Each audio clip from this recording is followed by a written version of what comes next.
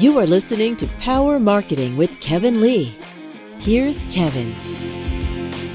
So last year, you guys came out with the In Plain Sight report, and that had a bunch of fascinating data with regards to both the ubiquity of bot traffic, but also just how easy it was for even a non-technical person to spend some time on, a few semi-technical websites, the GitHubs and SourceForges and places like that, and cobble together a bot farm pretty easily. So, do you feel like that since you released that report, that there's been sort of a recognition from the industry, like, okay, this is really way too easy to do?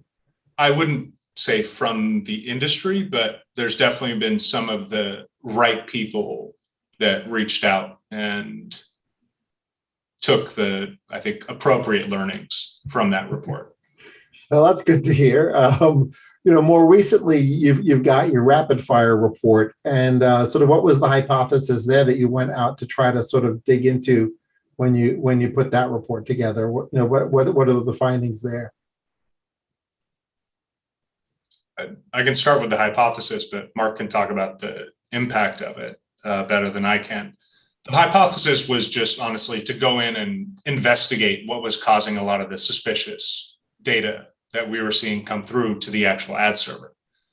Because, ad transactions with completely empty device objects, completely empty content objects, actually making their way to us showed us that there had to be some issue with how this data was being passed.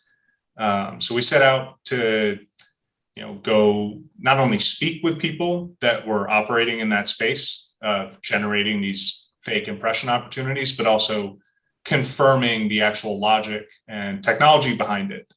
The only hypothesis we went into it was, let's figure out what's happening.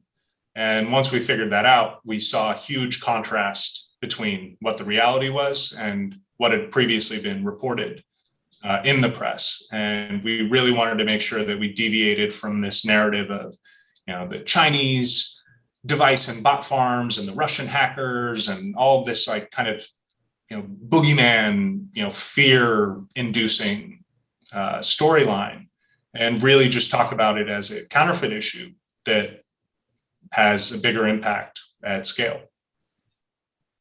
OTT/CTV is one of the biggest things right now for all advertisers as well as the supply side. They're trying to figure it out and trying to secure as much inventory as they possibly can. And it's just been under this last, I would say 18 months where it's become even bigger because people have been more home and closer. But the exponential number that it's as how big it is doesn't quite make sense. And I think that's kind of alerted us to, hey, there's something a little fishy over here. And we continue to do a lot of tests and research, and we dig into places that probably people don't know where to go, but some of this is truly in plain sight.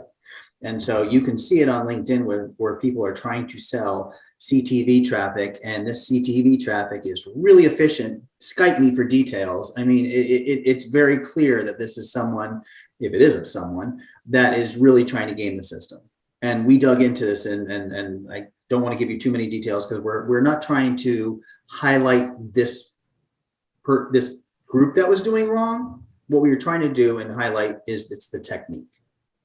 In the Ad Exchanger article recently, it said $20 million. It's irrelevant how much money it is. It's your money is what the advertiser needs to know. And you know what? How easy it is? That's the bigger issue. Kevin Lee's Power Marketing is available on all your favorite podcast networks. Kevin loves helping businesses excel at marketing. Having marketing challenges? Just like Santa in the Miracle on 34th Street, if Kevin can't help you, he'll know someone who can. Find him on LinkedIn, subscribe, or follow.